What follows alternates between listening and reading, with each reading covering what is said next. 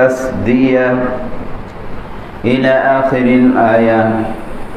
وقال تعالى في شأن حبيبه ومحبوبه: إن الله وملائكته يصلون على النبي يا أيها الذين آمنوا صلوا عليه وسلموا تسليما.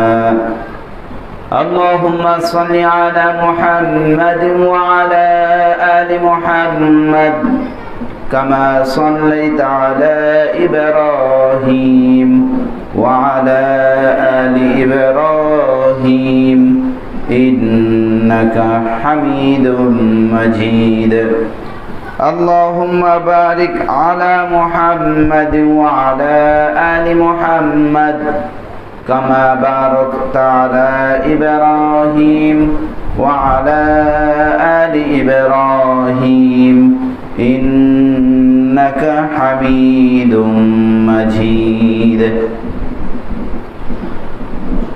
সমস্ত প্রশংসা, যাবতীয় গুণগান মহান গরিয়ান দয়াময় রব্বুল আলামিনের জন্য, যিনি আমাদেরকে অসংখ্য অগণিত মানুষ থেকে যাচাই বাছাই করে সালাতুল জুমার সালাত আদায় করার জন্য আত-তাকওয়া জামে মসজিদে উপস্থিত হওয়ার তৌফিক দান করেছেন।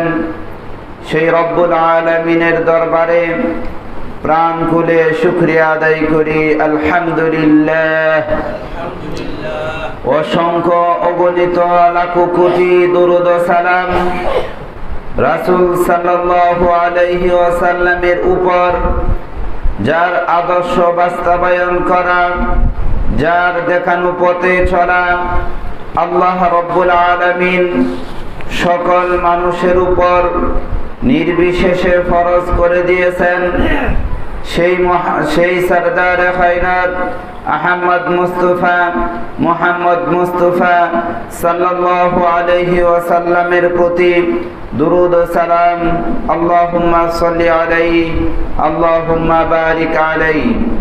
সম্মানিত উপস্থিত জুমা মসজিদের মুসল্লি, আজকে আমাদের জুমার খুতবার বিষয় হবে দিন কায়েমের পথ ও পদ্ধতি। যদি আল্লাহ রব্বুল আলামিন তৌফিক দান করেন, এ বিষয়ে তত্ত্ববহুল বিবরণের চেষ্টা করব। ওমা তাওফীকি ইল্লা বিল্লাহ। সম্মানিত উপস্থিতি, প্রথমেই আমাদের কয়েকটি বিষয় জানার প্রয়োজন। অনেক মানুষই আমাদেরকে প্রশ্ন করে যে সালাফি যারা আছেন, আপনারা দিন কায়েমের জন্য কি পথ বা পন্থা অবলম্বন করেন, বা এই বিষয়ে আপনাদের কি কার্যক্রম চলতেছে, এবং মূলত সঠিক দিন কায়েম কেমনভাবে করতে হবে, এই বিষয়টা আমাদের জানা অতীব জরুরি। সম্মানিত উপস্থিতি নেকেরাম, আমরা বাংলাদেশের মধ্যে ৯৯% মুসলমান হওয়ার পরেও আমাদের সামনে বারবার বা যারাই কোনো কথা বলতে চায়, এই কথা বলে যে ইসলামে নারীর অধিকার, ইসলাম হচ্ছে শান্তির ধর্ম, বা ইসলামে এই পাওয়া যায় ওইগুলা পাওয়া যায়, সব আমাদেরকে বলা হয়। প্রশ্ন হলো যে দেশের মধ্যে বলা হচ্ছে ৯৯% মুসলমান, তাহলে সেই দেশের মধ্যে মুসলিমদেরকে আবার নারীর অধিকার কেন বলতে হবে যে আমরা যদি ক্ষমতায় যাই বা আমরা যদি খেলাফতে আসতে পারি তাহলে আমরা নারীর অধিকার পূর্ণাঙ্গভাবে আদায় করব, দরিদ্রের হক আদায় করব। তার মানে বলা হচ্ছে ধরা যায় 99% মুসলিম নামে বলা হচ্ছে, তবে আদত মূলত 99% মুসলিম নাই। দেখেন সম্মানিত উপস্থিতি, রাসূল সাল্লাল্লাহু আলাইহি ওয়াসাল্লাম রাষ্ট্রের মধ্যে যে ইসলাম কায়েম করেছিলেন, সেই সময় কি রাসূল সাল্লাল্লাহু আলাইহি ওয়াসাল্লামের সাথে 99% লোক ছিল? মনে হয় সম্ভবত 20% লোক হয় কিনা এটাও আপনার কি সন্দেহ আছে। তারপরে আপনার এই যে এমন এক পরিস্থিতির মধ্যে রাসূল সাল্লাল্লাহু আলাইহি ওয়াসাল্লাম দিন কায়েম করেছিলেন, পরিস্থিতিটা অনেক কঠিন ছিল চতুর্দিক দিয়ে, এবং কি রাসূল সাল্লাল্লাহু আলাইহি ওয়াসাল্লামের আশেপাশে ইহুদি ছিল, খ্রিস্টান ছিল, তারপরে আরো কত দল ছিল, তারা সকলেই ইসলামকে আপনার কি ধ্বংস করার প্রায় তারাই ছিল। এই যে আপনার এত কঠিন পরিস্থিতির মধ্যেও আপনার রাসূল সাল্লাল্লাহু আলাইহি ওয়াসাল্লাম মাত্র কিছু সংখ্যক লোক নিয়ে আপনার ইসলাম প্রতিষ্ঠিত করেছেন। আর আমাদের বাংলাদেশে বলা হচ্ছে 99% মুসলিম, তারপরেও কেন আমরা ইসলাম প্রতিষ্ঠিত করতে পারতেছি না? এই বিষয়টাকে আমাদের জানার প্রয়োজন আছে না নাই? এখন আমরা যারা বলি যে রাষ্ট্রে ইসলাম কায়েম করব এবং আমরা খেলাফত প্রতিষ্ঠা করব, এই কথাগুলো হচ্ছে আপনার কি হাই লেভেলের কথা, অনার্স মাস্টার্স লেভেলের কথা। আর মূলত কেউ যদি অনার্স করতে চায়, মানে বিএ পাস করতে চায়, তাহলে তার অবশ্যই আপনার কি ইন্টার মানে আইএ পাস করতে হবে। আর কেউ যদি আইএ পাস করতে চায়, তাহলে আপনার মেট্রিক পাস করতে হবে। মেট্রিক পাস করতে চাইলে আপনার কি প্রাইমারি পাস করতে হবে কি হবে না? যদি আপনি প্রাইমারি পাস না করেন, মেট্রিক পাস করতে পারবেন না, তারপরে আইও পাস করতে পারবেন না, বিএও পাস করতে পারবেন না, তারপরে বিসিএস ডক্টর এইগুলা তো হচ্ছে পরের কথা। আর আপনার প্রাইমারি পাসের আগে অবশ্যই আপনাকে নার্সারিতে গিয়ে কি ভর্তি হইতে হবে। এখন আমরা যারা দিন কায়েম খেলাফত এইটা করব ওইটা করব, ওইগুলা যারা আমরা বলতেছি, এটা হচ্ছে আপনার কি মাস্টার্স অনার্সের কথা। প্রাইমারিতে আসলে কেউই যাচ্ছে না। প্রাইমারি ছাড়া কোনো সময় আপনি মাস্টার্স করতে পারবেন না, আয়েও পড়তে পারবেন না। এই জন্য দিন কায়েম রাসূল সাল্লাল্লাহু আলাইহি ওয়াসাল্লাম কেমন ভাবে করেছেন, সেই সময় কি পরিস্থিতি ছিল, ওইগুলো আমাদের কি উপলব্ধি করতে হবে। কারণ আইয়ামে জাহিলিয়াত আপনার মক্কার লোকদেরকে আপনার আইয়ামে জাহিলিয়াত আপনার জাহিলি যুগের মানুষ কেন বলা হয়, এবং তাদেরকে এমন কি রাসূল সাল্লাল্লাহু আলাইহি ওয়াসাল্লাম বাক্য দিয়েছেন, এমন কি আপনার দাওয়াত দিয়েছেন, যেটার জন্য এই আইয়ামে জাহিলিয়াতের মধ্যে ইসলাম প্রতিষ্ঠিত হয়ে গিয়েছে। এই শুরুর কথাটা আমাদের কি বুঝতে হবে। কারণ আমরা যদি আপনার দিন কায়েমের কথা বলতে চাই, তার আগে আমাদেরকে দেখতে হবে মক্কার পরিস্থিতি তখন কেমন ছিল, এবং তারা কি কি পাপের মধ্যে জড়িত ছিল, এবং তারা কি কি ইবাদতের মধ্যে জড়িত ছিল, তাদের ইবাদতের অবস্থাটা কেমন ছিল। কারণ এইগুলা যদি আমরা বুঝতে না পারি, তাহলে আমরা যদি খালি দিন কায়েম খেলাফত ওইগুলো আপনার মুখের বাক্যে বুলি বলাই, এই বুলি দিয়ে কোনো সময় আপনার কি করা যাবে না, দিন কায়েম করা যাবে না। কারণ আপনার এক শিকারী আপনার একটি আপনার ঘুঘু পাখি আপনার লালন পালন করে ছোট থেকে বড় করতেছে, বড় করলো। আর এই ঘুঘুকে আপনার ছোট থেকে তাকে একটি আপনার কি বাক্য শিক্ষা দিতেছিলেন, যে সে আপনার শিকারী আপনার মাঠের মধ্যে কি করবে, ঝাল আপনার মাঠের মধ্যে পুঁতে রাখবে, আর খাবার দেওয়া হবে। আর এই খাবার খাওয়ার জন্য ঘুঘু আপনার জালের এই খাবার খাওয়ার জন্য যাবে, তারপরে আপনার শিকারীর জালের মধ্যে আটকা পড়বে, আর শিকারী তাকে ধরে নিয়ে জবে করে আপনার খেয়ে ফেলবে। ঘুঘু আপনার এই বাক্যগুলো আপনার কি মুখস্থ করে ফেলেছে শুনতে শুনতে। হঠাৎ একদিন দেখা গেল যে ঘুঘু এই বাক্য আপনার উচ্চারণ করতেছে, আর এই যে শিকারি জাল আপনার ফেলেছে এবং ওই যে খাবার দিয়েছে, এই খাবার খাওয়ার জন্য যাচ্ছে, আর এই বাক্যগুলো আপনার কি উচ্চারণ করতেছে, বলতেছে শিকারি আসবে আপনার মাঠের মধ্যে, আপনার কি জাল আপনার পুঁতে রাখবে, খাবার দিবে, ঘুঘু আপনার এই খাবার খাওয়ার জন্য যাবে, জালের মধ্যে আটকা পড়বে, আর এই খাবার আপনার এই কথাগুলা বলতেছেন আর খাবারের দিকে যাচ্ছেন। আসলেই দেখা গেল খাবার খাওয়ার পরে আপনার জালের মধ্যে আটকা পড়ল। তারপরে আপনার ঘুঘু এই যে আপনার তার মালিকের আপনার বাক্যগুলার অর্থ বুঝতে পারলো, যখন আপনার কি হলো, এই যে আপনার জালের মধ্যে আটকা পড়লো। তাহলে আপনার খালি আপনার ভুলির মতো ভুলালেই হবে না, আসল যে বাক্যগুলা বুঝতে হবে।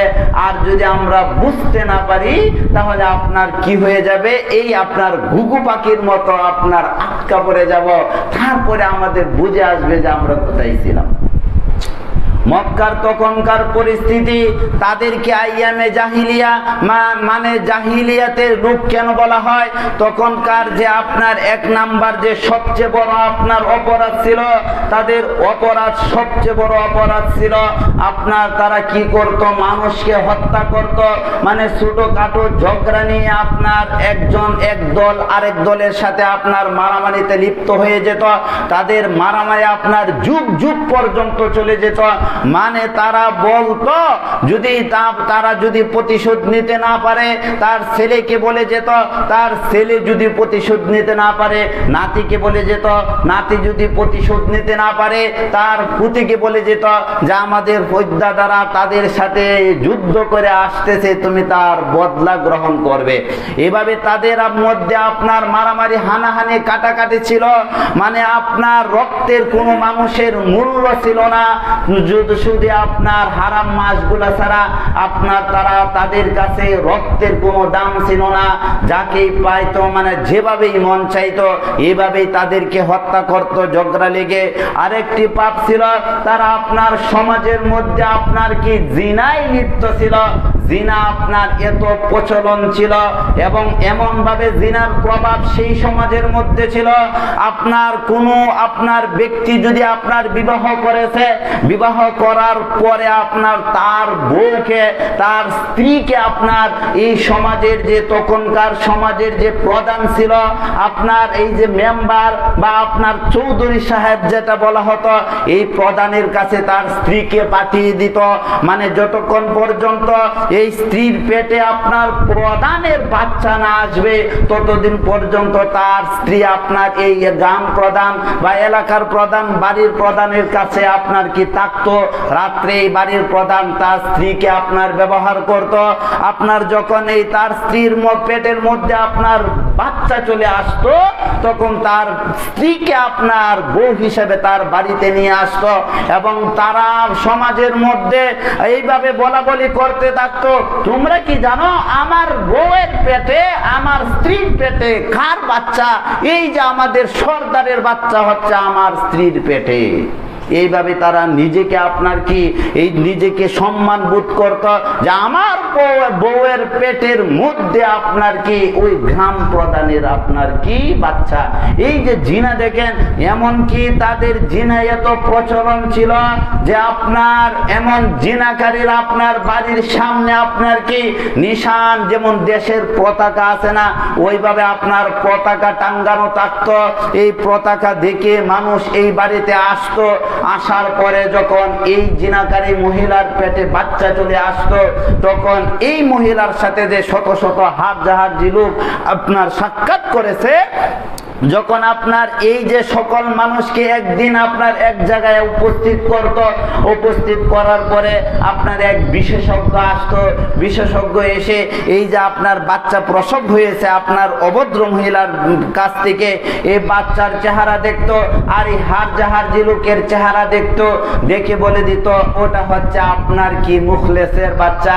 এই মুখলেসেও তার বাচ্চাকে আপনার কি আনন্দের সহিত গ্রহণ করে নিয়ে চলে যেত। এই রকম ছিল আপনার কি সমাজে জিনার প্রচলন। আরেকটি হচ্ছে তারা তাদের কন্যা সন্তানদেরকে হত্যা করত। এমনকি রাসূল সাল্লাল্লাহু আলাইহি ওয়াসাল্লামের কাছে এক সাহাবী আসলো, আসার পরে ওই সাহাবী আপনার কি কান্নাকাটি করতেছে, যে আল্লাহ রাসূল সাল্লাল্লাহু আলাইহি ওয়াসাল্লাম জিজ্ঞাসা করলেন তুমি কেন কাঁদতেছো? সাহাবী বলল, আল্লাহ রাসূল, আমি ইসলাম গ্রহণ করার পূর্বে আমি আমার 8টি কন্যা সন্তানকে জীবিত মাতৃর মধ্যে পুঁতে দিয়েছি। তাহলে তারা তাদের কন্যা সন্তানদেরকে কি অপায়া মনে করত, হত্যা করত। তাদের আরেকটি সমাজের যে প্রচলন ছিল, সেই প্রচলন গুলা আপনার কি তাদের কাছে আপনার কি সুদের প্রচলন বেশি ছিল। মানে তারা ভাবতেই পারতো না সুদ ছাড়া আল্লাহ রাব্বুল আলামিন তাদেরকে যে রিজিক দিতে পারে। তাদের আপনার মস্তিষ্কের মধ্যে ওই রকম অবস্থাই ছিল না। তাহলে দেখেন আইয়ামে জাহিলিয়াতের যে পরিস্থিতি ছিল, সবচেয়ে যে বড় বড় পাপগুলা ছিল, এই পাপগুলা কি আমাদের ভিতরে আছে না? এই পাপগুলো আমাদের ভিতরে আছে না নাই? যেমন ধরেন হত্যা করা, তাদের যে সবচেয়ে বড় পাপ ছিল হত্যা করা। আমাদের সমাজে কি হত্যা আছে না নাই? এই হত্যা কেন আসলো, কোথায় থেকে আসলো? এটা হচ্ছে আপনার কি পারমাণবিক বোমার থেকেও আপনার কি ভয়ানক। যেমন ধরেন আমেরিকাকে মানুষ কেন ভয় পায়? কারণ তাদের কাছে পারমাণবিক বোমা আছে। তবে আমেরিকা কি করেছে? সারা বিশ্বের মধ্যে পারমাণবিক বোমার থেকেও আরো ভয়াবহ বোমা আপনার কি সারা বিশ্বের মধ্যে ছড়িয়ে দিয়েছে। সেই বোমাটাকে আমাদের জানার প্রয়োজন। সেই বোমাটা হচ্ছে গণতন্ত্র। হত্যা যখন আসলো, গণতন্ত্রের বিষয়ে পরে বলবো।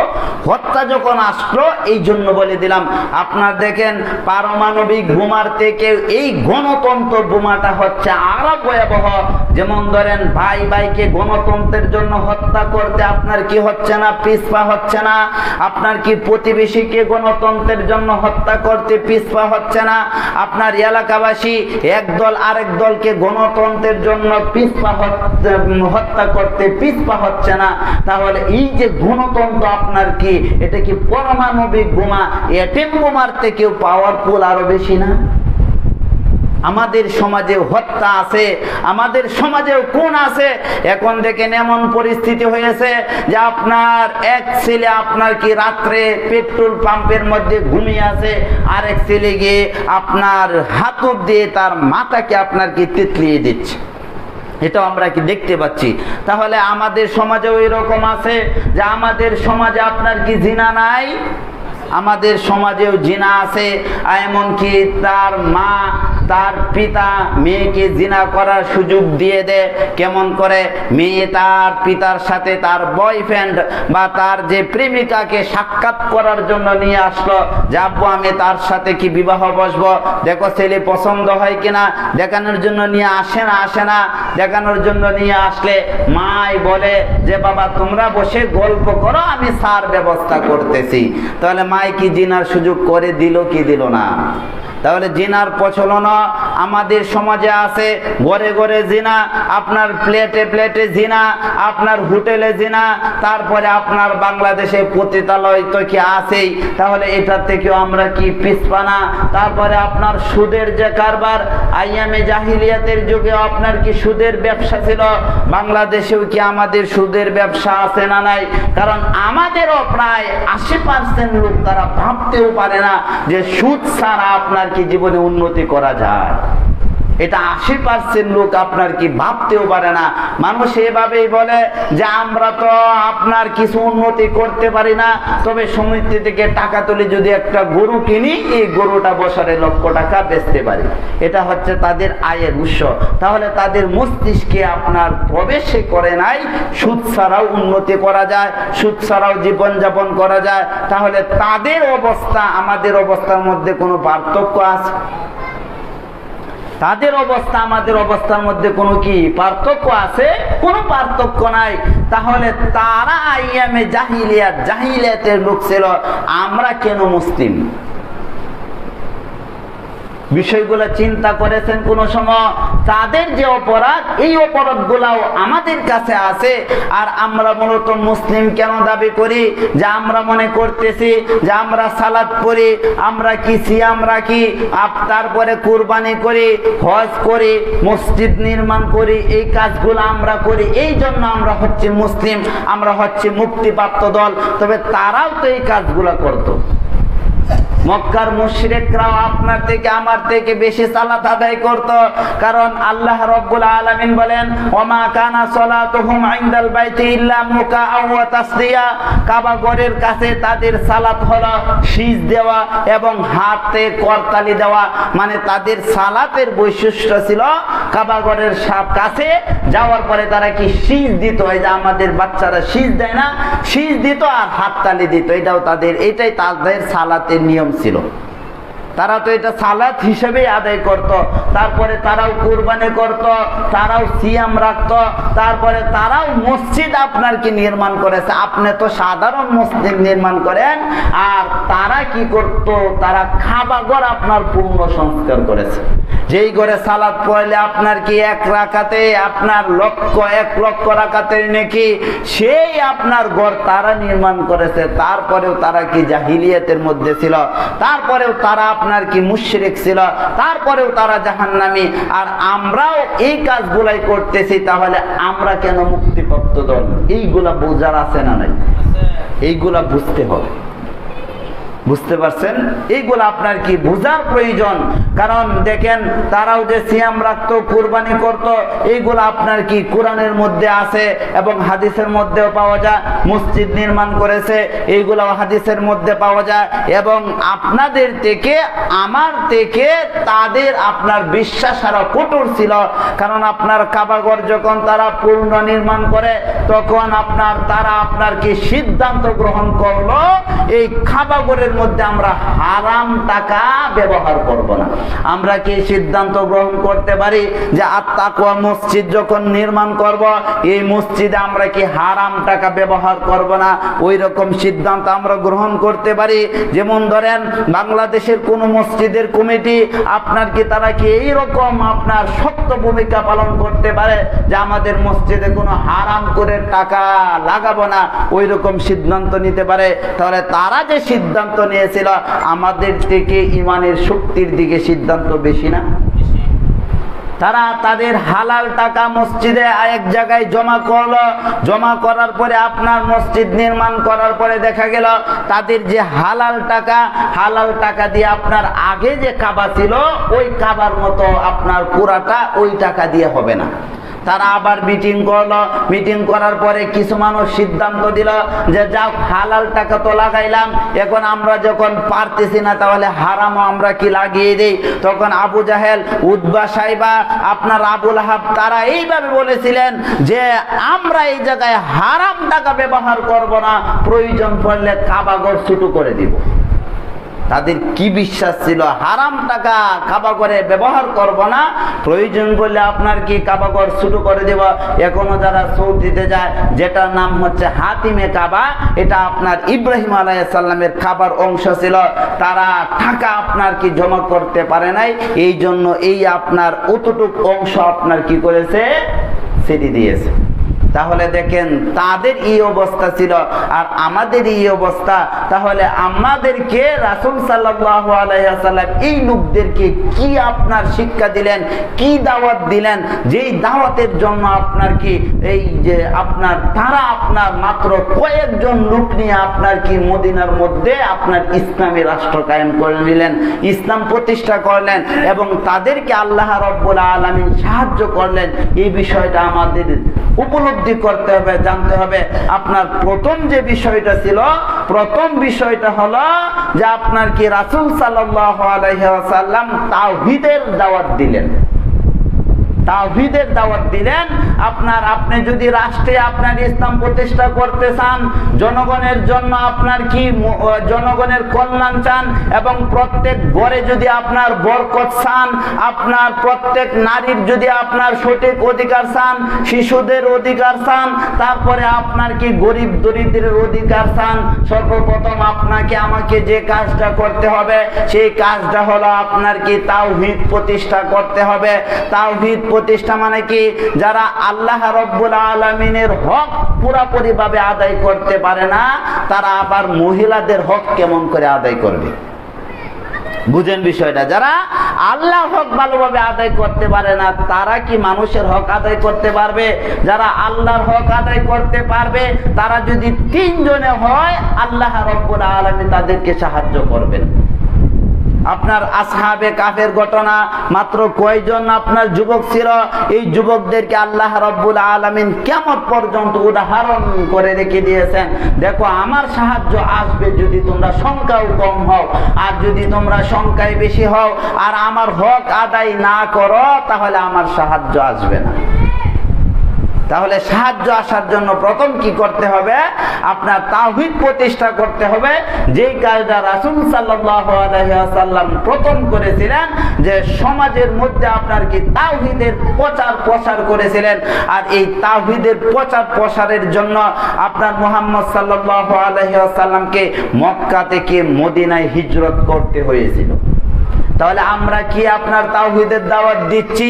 যে আমরা এখনো বাংলাদেশে আছি, তাহলে আমরা এখনো তাওহীদের দাওয়াত ভালোভাবে দিতে পারি নাই। আমি এটা বলতেছি না যে তাওহীদের দাওয়াত দিলেই আপনার কি বাংলাদেশ থেকে যেতে হবে।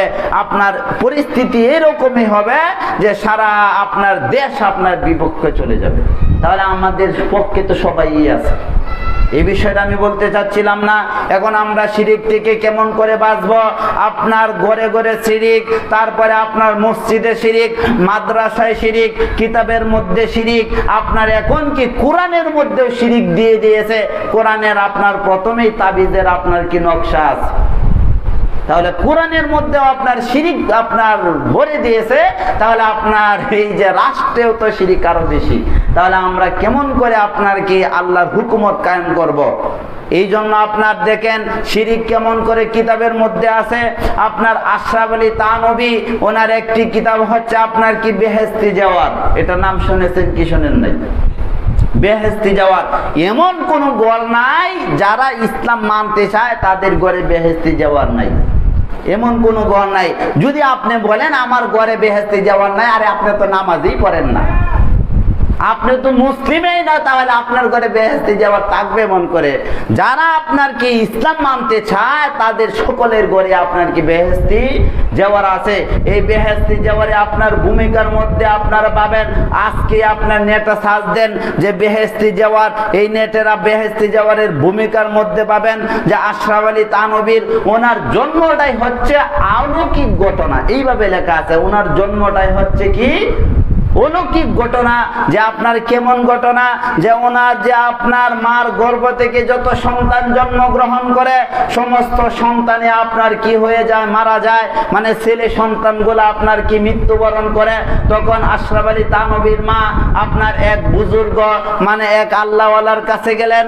আল্লাহওয়ালার কাছে যাওয়ার পরে ওই আল্লাহওয়ালা কি বললেন যে আপনার বুজুর্গ সাহেব বা পীর সাহেব যেভাবে আপনার কি ডাকে, যে আমার তো আগে যে 3 জন 4 জন 5 জন 6 জন ছেলে সন্তান জন্মগ্রহণ করেছে, সমস্ত ছেলে সন্তান আপনার কি মৃত্যুবরণ করেছে, যে আমার কি করণীয়? আপনার ওই যে পীর সাহেব বা আপনার বুজুর্গ সাহেব বলে দিলেন যে তোমার ছেলে সন্তান মারা যাওয়ার কারণ হলো আলী রাদিয়াল্লাহু আনহু এবং উমর রাদিয়াল্লাহু আনহুর মারামারিতে তোমার সন্তানগুলো মারা যায়। বুঝতে আসল বিষয়টা বুঝতে পারতেছেন না। উনি বললেন আলী রাদিয়াল্লাহু আনহু এবং উমর রাদিয়াল্লাহু আনহুর টেলাটেলিতে তোমার সন্তানগুলা মারা যায়।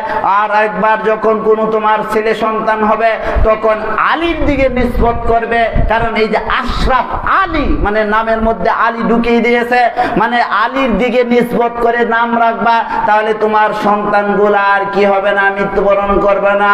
তাহলে দেখেন কিতাবের প্রথমে কি আছে? উনি বললেন যে মৃত্যু দেওয়ার মালিক হচ্ছেন ওমর আর জীবন দেওয়ার মালিক হচ্ছেন আলী। কথাটা কি এরকম না? দুইজনের টেলাটেলিতে মারামারিতে, মানে আলী রাদিয়াল্লাহু আনহু বলেন যে উনি আমার বংশের বা আমার তরিকায় চলবে, উমর রাদিয়াল্লাহু আনহু বলেন না, তোমার তরিকায় চলবে না, আমার দিকে নিসবত করা হবে। যখন আলী উমর রাদিয়াল্লাহু আনহুর দিকে নিসবত করা হলো, তখন আলী রাদিয়াল্লাহু আনহু তাকে মেরে ফেললো। আর আলী রাদিয়াল্লাহু আনহুর দিকে যখন নিসবত করা হলো, উমর রাদিয়াল্লাহু আনহু তাকে মারতে পারলো না। কারণ আপনার সমাজে তো চালুই আছে যে আপনার কি আলী খুদা, মানে আপনার আলীর তো পাক পাঞ্জতন, মানে আলীর ক্ষমতা বেশি, ওটাই তো উনি বুঝাইতে চাচ্ছেন, আলীর ক্ষমতা বেশি। এই জন্য ওমর রাদিয়াল্লাহু আনহু মারতে পারলো না, এই জন্য তার নাম রাখা হচ্ছে আশরাফ আলী। বুঝতে পারছেন? নামের মধ্যেও শিরিক, এই কিতাবের প্রথমেই শিরিক। তাহলে আপনার এই রকম দাওয়াত দিয়ে আপনার ওই রকম কিতাব পড়ে আমরা কেমন করে তাওহীদ প্রতিষ্ঠা করব? আরো দেখেন আমাদের সমাজে এই বিষয়টা আপনাদের এখানে নাও হতে পারে, আমাদের এখানে এখনো চলে, ছোট উত্তরে শুনতেছি, আমিও আগে এইভাবে পড়ছি, তবে আমি কোনোদিন উপলব্ধি করি নাই, গবেষণা করি নাই। কারণ আগে আমাদের সমাজে বলতো মিলাদ মাহফিল, এখন আমাদের সমাজে মিলাদ মাহফিল বলে না, এখন বলে বিশেষ দুয়ার ব্যবস্থা করা হয়েছে। এই কথাটা আপনার পরিবর্তন করা হয়েছে, যে মিলাদ না, এখন বলে কি দুয়ার ব্যবস্থা করা হয়েছে। এই দুয়ার মধ্যে আপনার কি আমাদের এখানে এখনো খার হয়ে আপনার কি আপনার এ নবী সালাম আলাইকা কয়, এ নবী সালাম আলাইকা বলার আগে যে বাক্যগুলা বলে, একটি বাক্য আপনাদেরকে বলি, যে তারা এইভাবে বলতেছে যে নবী না হয়ে দুনিয়ায়, তারা সুন্দর সুর দিয়ে টানতে টানতে বলে যে নবী না হয়ে দুনিয়ায়, না হয়ে ফেরেশতা খুদা হয়েছি উম্মত তোমার, তার তরেও শুকর হাজার বার, এ নবী সালাম আলাইকা। এই বাক্যগুলো আপনারা শুনছেন কি শুনছেন না? শুনছেন কি শুনছেন না? যে নবী না হয়ে দুনিয়ায়, না হয়ে ফেরেশতা খুদার, হয়েছি উম্মত তোমার, তার তরেও শুকর হাজার বার। এই সবগুলা মুশরিক। কেমন করে মুশরিক? আপনার কোনো এখতিয়ার আছে নবী হওয়ার? আপনার কোনো এখতিয়ার নাই নবী হওয়ার। নবী বানানোর দায়িত্ব কার? আল্লাহ রাব্বুল আলামিনের। আপনার কি কোনো ক্ষমতা আছে ফেরেশতা হওয়ার? ফেরেশতা বানানোর ক্ষমতা কার? আল্লাহ রাব্বুল আলামিন। আর আপনি বলতেছেন আল্লাহর কোনো ক্ষমতা নাই, আমি যদি চাইতাম তাহলে নবী হইতে পারতাম, আমি যদি চাইতাম ফেরেশতা হইতে পারতাম। আমি চাই নাই, নবী হই নাই, চাই নাই, ফেরেশতা হই নাই, আমি চাইছি তোমার উম্মত হওয়ার জন্য, মানে নবীরে তেল মারে। এটা হচ্ছে নবীকে তেল মারা।